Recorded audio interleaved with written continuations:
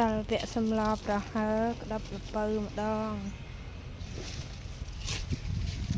ក្តាប់លពៅនិងត្រួយលពៅ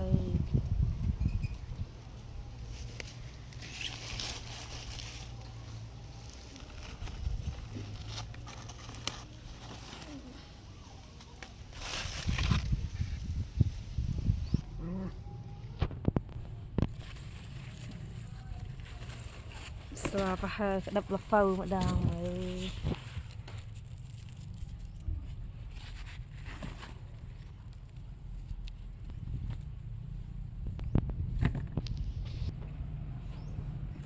ត្រួយលពៅ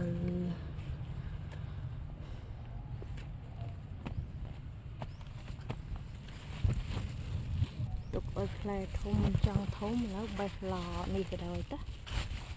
ទឹកក្តាប់តើបណ្ដូលគេស្លាបណ្ដូលលពៅ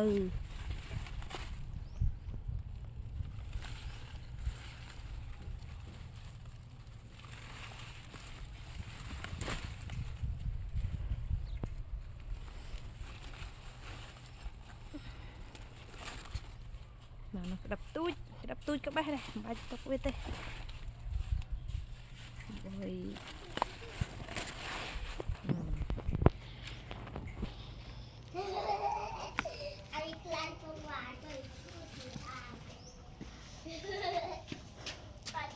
ឡប្រហើក្តាប់លពៅហើយនឹងត្រួយលពៅខ្ញុំដាំក្នុងផ្ទះខឹងវាអត់ព្រមកាន់ក្តាប់ឥឡូវបេះក្តាប់បេះត្រួយវាមើលឲ្យចំនួនវាបានផ្លែហូបក្តាប់គឺ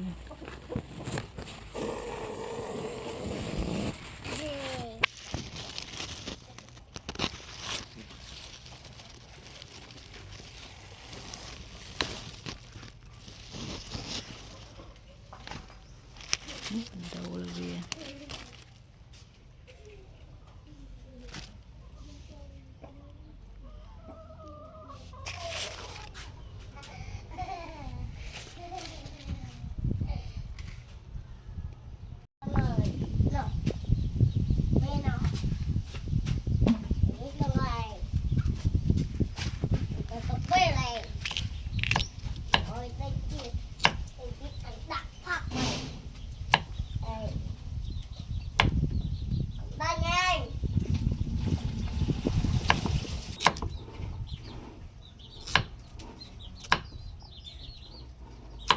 มันจะดับเพลงเราหมาหนอบาดตื่น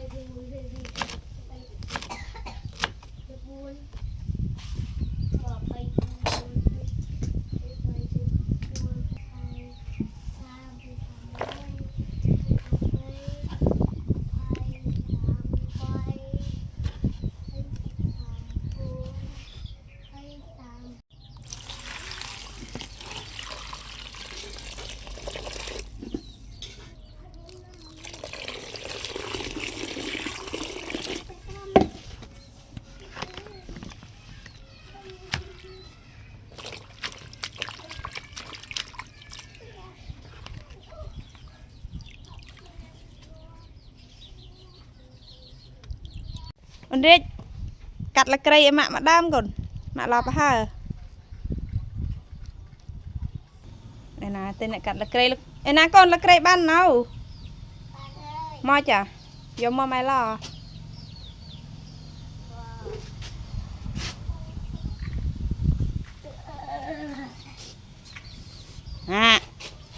เอาแต่กัดละไกรกัดตึม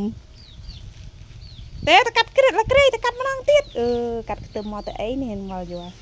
เมื่อไอ้แต่นี่ตกมาชาไงกรอยตะกัดละเกรมาคนกัดละเกรมากัดละเติมนายเอ้ยกัดมาเดิมกัดละมากลมโอ้ดังประมาณกลมได้เนี่ยละเกรนะคนมันละเติมเตะน้องเรียกเปล่าเตะน้องอะไรละเว้งนั่นน่ะจิตดำละห้องน่ะนี่ข้างในจิตดำมอนเนี่ยจิตดำมอนอันนี้ก็บ้านได้เนี่ยสำนักเฮ้ยมันกัดตึมมือทำไมแบบดำจะกัดตึมหลักกัดตึมมือละม่วง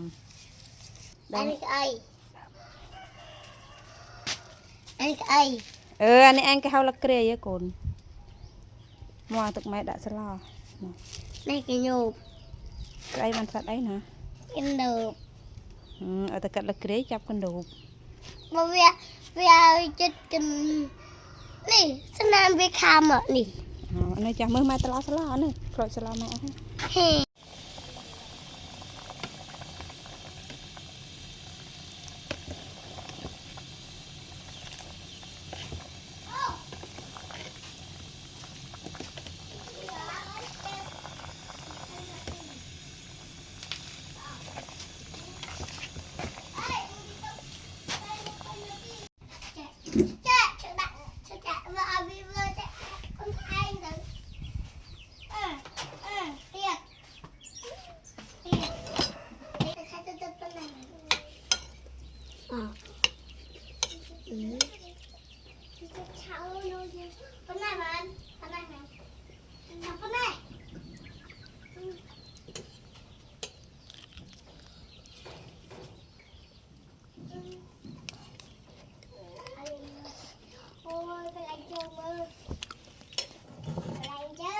เปิดเจอเลย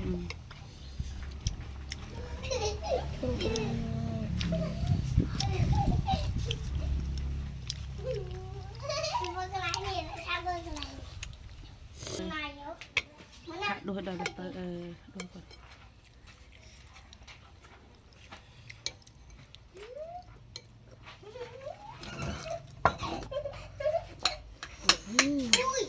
ถ้าคุยกับนั่งจีรัง